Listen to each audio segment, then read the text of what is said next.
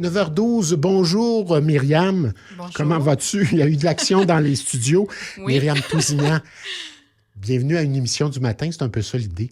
Merci. Myriam Tousignan, donc artiste visuel, artiste multidisciplinaire également. Oui, tout à fait. C'est le terme là, qu'on donne quand on touche un peu à tout, en fait, entre différentes disciplines. Donc, techniquement, ce que j'ai vu de toi, de ton travail, c'est beaucoup autour de ce que je comprends, moi, là, Oui. autour du souvenir, Oui. autour aussi de l'objet du livre, autour de la vie aussi. Oui. C'est un peu ça, là, ton champ d'activité actuel, en tout cas, du moins. Oui, en fait, je pense que c'est des phases, c'est des projets, dans le fond, que je mène sur plusieurs années souvent. Puis, je pense que rétrospectivement, là, à 40 ans, je peux dire que c'est beaucoup une question d'hommage, peut-être, pour les gens qui m'entourent, mais aussi pour une certaine culture, peut-être, à laquelle je me rattache. Dommage. Oui, un hommage. Je vois vraiment Comme ça comme des projet. projets hommages, en fait, OK. d'une certaine façon. Mémoire Oui. collective, mémoire aussi. Il y a vraiment, comment dire, l'environnement sonore est important aussi pour toi, si je comprends dans ton Mais en travail. fait, on parle d'environnement sonore, c'est vraiment nouveau là, pour moi OK. parce que je fais partie du collectif La Cargaison. OK. Puis cet été, je vais avoir pour une première fois une installation avec une bande sonore qui va accompagner. Puis l'extrait, en fait, c'est un extrait que je lis provenant du texte de mon livre là, que je suis en train de réaliser. Donc, OK. j'ai eu cette chance-là parce que c'est un collectif vraiment, eux autres, ils font de la projection. Ils sont basés à Saint-Jean-sur-Richelieu. Ils font de la projection, puis ils font aussi du montage audio. C'est vraiment, vraiment hot ce qu'ils font. Je suis contente de faire partie de leur gang, si on peut dire. C'est grâce à Françoise, elle m'a invitée pour exposer dans les confessionnaux cet été. Dans les confessionnaux. Dans les confessionnaux, c'est vraiment... c'est hors du temps. On pourrait même pas y croire. C'est ce que tu présentes à la cathédrale Saint-Jean-l'Évangéliste. Exactement, c'est ça, exactement. OK. Oui, exactement, c'est ça. Dans les confessionnaux. C'est-tu Oui. grand? C'est parce que moi, ce que j'entends par confessionnal, c'est tout petit, là. C'est petit, c'est petit. Il y avait bien des péchés à cet endroit-là, donc oui, c'est un grand. peu, OK? oui, c'est ça, mais on a un peu joué sur cette notion-là qu'on a enregistrée. Là. C'est Thomas Hodgson qui a fait l'enregistrement, la captation sonore, OK. qui fait partie du collectif. Puis la semaine passée, en fait, vendredi passé, j'étais aussi derrière un micro, mais pour faire l'enregistrement, en fait, de cette captation-là audio. Moi, c'est intéressant. Il y a quelque chose de très, très... Oui, il y a l'artiste, oui, il y a le témoin d'une époque puis qui fait quelque chose, qui crée, même si, bon, la création comme telle, ça existe vraiment, on ne fait que recréer des choses. Ça, c'est un grand discours on va se philosophique. lancer là-dessus Mais ce matin. d'avoir cet artiste qui est ouvert sur tout. Oui. Hein? Donc, le texte, Oui. quelque chose que tu écris, mais quelque Oui. chose aussi que tu mets au monde, littéralement. Là. Il y a quelque chose de bien... C'est peut-être la quarantaine qui fait ça. Peut-être, mais ça fait quand même plus de 15 ans là, que j'œuvre là, à titre d'artiste professionnel. Mais je peux dire que j'ai fait un retour là, il y a à peu près 4 ans, là, vraiment, pour me consacrer là, comme travailleuse culturelle et artiste à temps plein, là, si on peut dire. Là. Parle-nous un peu des mémoires de ta grand-mère. Ce qui est vraiment intéressant avec le projet qui s'appelle Récit choral, Le c'est récit que choral. C'est un récit choral. Donc, ça veut dire qu'à la base, c'est une sorte d'hommage à ma grand-mère qui s'appelait Réjeanne Martin. Sauf que j'aime ça maintenant ouvrir mes projets pour que collectivement, on s'y retrouve. Donc, c'est ma grand-mère, mais j'ai pu rencontrer, en fait, plusieurs femmes au courant des dernières années. L'idée, c'était de faire une correspondance avec des femmes d'un certain âge OK. qui me racontent leur histoire de vie, que je puisse, après ça, aller emprunter, piocher, réinterpréter ces histoires-là pour créer, dans le fond, une nouvelle narration, puis inventer une nouvelle femme. Donc, il y a beaucoup de ma grand-mère dans cette histoire-là, mais aussi beaucoup de ces autres femmes-là qui se sont prêtées. Moi, ce que j'entends de ce que tu fais, c'est ta grand-mère, mais c'est ma mère. C'est ça, exactement. Exactement. Hein? C'est ça. Juste par le nom, Réjeanne. Réjeanne, OK, c'est le même toute nom. Ma mère, c'était Janine, mais c'est toute une génération de femmes. Tout à fait. Donc, femmes qui, dans les années 60-70, vivaient une révolution à quelque part aussi. J'imagine que ça parle un peu de ça. C'est ce qui est intéressant, je pense, dans cette histoire-là que je raconte à travers le livre, puis à travers, en fait, la bande sonore. C'est juste un extrait là, du livre, mais...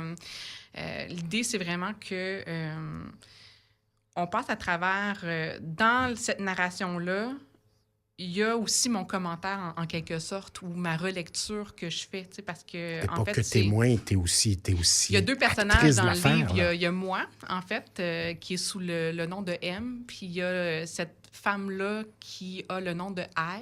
Donc, c'est juste nos initiales qui convertent. Donc, c'est vraiment comme sous la forme d'un dialogue. Moi, je fais une relecture, si on peut dire, où je réponds un peu à ce qu'elle raconte. OK? Mais elle me le raconte pas nécessairement à moi directement. Elle le OK. raconte, dans le fond, au lecteur, ou elle le raconte, c'est comme des périodes où on la suit à travers l'évolution de sa vie un peu. Là. OK. Moi, si je vais voir l'installation ou la Oui. chose en question, je dois m'attendre à quoi? Ben, je pense que ça va J'ai être quoi devant moi comme vraiment, objet? Puis je suis c'est vraiment quoi? excitée. Je suis vraiment excitée par cette installation-là parce que, premièrement, le lieu est inhabituel.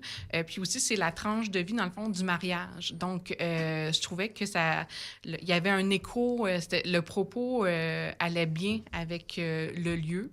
Puis ça n'a pas été plaqué parce que c'était déjà là, en fait, dans mon projet. Donc, c'était aussi de repenser comment utiliser ces lieux-là qui sont un peu exigus. Donc, l'idée, c'est que ça va Tu parles être... toujours des c'est des confessionnaux. impressions. Dans le fond, je travaille aussi en art imprimé. Donc, OK. j'écris, mais je travaille aussi en art imprimé. Donc, pour ce projet-là, j'ai imprimé sur de la soie des images là, que j'ai retravaillées, inspirées un petit peu, comment dire, de la botanique, mais aussi provenant d'archives que j'ai trouvées dans un journal local d'époque provenant de Sorel, en fait. OK. Donc, cette personne-là n'est même pas ma grand-mère qui est imprimée.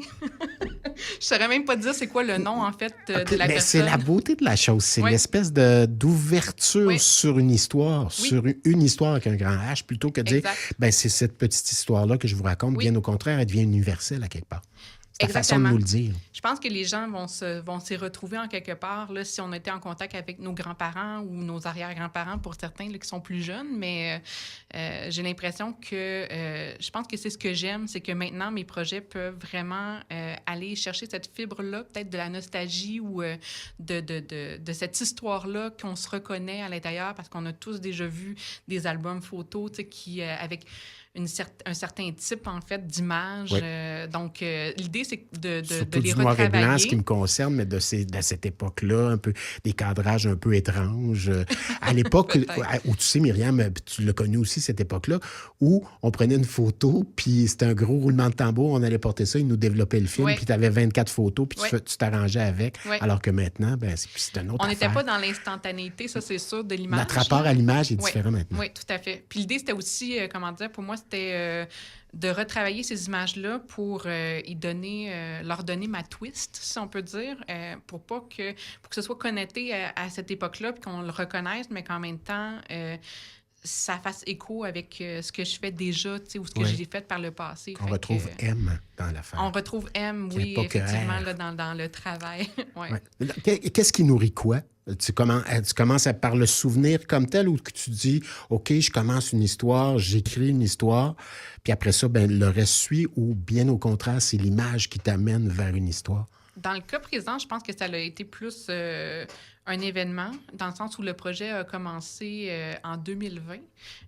Donc, ça fait déjà... Souvent, je travaille mes projets plusieurs années, hein, parce que ça prend plusieurs formes. Donc, il va y avoir des installations, des livres, des expositions, tout ça. Fait que je vais, comment dire, rouler, tu sais, pendant un certain temps sur un projet en tant que tel. Ce qui est le projet choral, là. Exactement. Mais dans ce cas-ci, c'est vraiment le décès, dans le fond, de ma grand-mère. Tu sais, OK. c'est le fait de vouloir réinvestir peut-être cette mémoire-là, parce que c'est pas quelqu'un qui était connu. Fait que peut-être que c'est l'idée aussi... Il y a quelque chose d'affolant dans le départ de quelqu'un, à savoir, Oui. ben il y a quelque chose qui s'éteint puis qui ne sera plus jamais... Exactement, c'est ça. Tu dis, ben ça s'en va dans l'oubli, que ça devient. Alors, de pouvoir le prendre puis de pouvoir l'amener ailleurs, c'est intéressant. Oui. Fait que je pense que c'est l'idée du legs aussi, tu sais, Oui. hommage, mais legs, parce que j'imagine, ou j'espère en tout cas, que mes œuvres ou mes images vont me survivre. Donc, c'est un peut-être message de que tu envoies à laisser ton cette trace-là. entourage. Oui, c'est ça. C'est de laisser cette trace-là, peut-être aussi, là, comme quoi c'est des gens qui ont compté, ces événements-là n'étaient pas anodins, puis qu'on peut s'y retrouver aussi. Je pense que c'est un peu ça le rôle de l'art aussi, tout à c'est fait. que ça nous parle, que ça l'éveille quelque chose, des sentiments, des émotions. Fait que je pense que c'est un peu ça aussi mon rôle Oui, en tout tant à fait. qu'artiste. Conseil des arts dans tout ça? Quel rôle il prend dans ta démarche à toi, Myriam Tousignan? Ils m'ont en fait permis vraiment là, un gros coup de pouce financier pour me permettre de concrétiser le projet de livre parce que créer un livre d'artiste, ça prend du temps, puis ça prend des ressources aussi parce qu'en fait, je suis comme une petite maison d'édition à moi tout seul, là, dans le sens où je crée le montage visuel, j'écris les textes, je fais réviser par contre à l'extérieur, puis j'ai une consultante qui m'aide pour tout ce qui est du graphisme. Mais après ça, c'est aussi tout de passer à travers l'épreuve, là, le processus éditorial de la révision, d'aller le faire imprimer. Pour un seul exemplaire? Non, c'est pas un seul exemplaire. Okay. Je vais en imprimer, je ne sais pas encore exactement combien, mais entre 50 et 150. Donc, le livre est disponible pour... Le livre va être disponible à partir... il va y avoir un lancement qui va être organisé au courant de l'année 2025, plus vers la fin de l'année, ou sinon, ça va être au début 2026. Donc, il n'y a pas que l'image, il n'y a pas que ta démarche à toi qui est chorale, il y a tout ce qui va suivre par la suite. Oui, c'est ça, exactement. C'est vraiment le lancement de livres, éventuellement une exposition peut-être aussi autour de tout ça. Là. Donc, oui, c'est ça. Ça va vivre encore quelques années, là, d'après moi, là, ce projet-là. Là. Très intéressant comme démarche. Donc, à partir du 4 juillet, oui. À l'église Saint-Jean-l'Évangéliste, ça, c'est à Saint-Jean. Saint-Jean-sur-Richelieu, vraiment une super belle église. Puis c'est une nouvelle production qui s'appelle L'art et la nature. Donc, je m'y intègre. Je suis à l'avant, en fait, quand on rentre dans l'église. Il y a une série de 2 confessionnaux avec 3 portes chacune. Là. Donc, on y rentre, puis on va découvrir l'exposition. Puis il y a un autre artiste aussi qui expose, qui fait de la photo. Donc, on va être 2 artistes là, qui vont être représentés ou occuper l'espace. Pour combien de temps par la suite? C'est pour 1 mois à peu près. C'est jusqu'au 16 août. Okay. C'est jusqu'au 16 août. Puis tes œuvres, ton travail, on peut le voir ici à Longueuil éventuellement aussi? Je l'espère. Pour le moment, j'ai rien encore là, qui s'en vient. Mais des fois, la vie est pleine de surprises. Donc, ça change vite. Les confessionnaux. On ouvre une porte puis on découvre quelque chose. Oui, exactement. Les péchés de quelqu'un. Merci, Myriam Tousignan. Merci de ta visite. Merci beaucoup. Merci.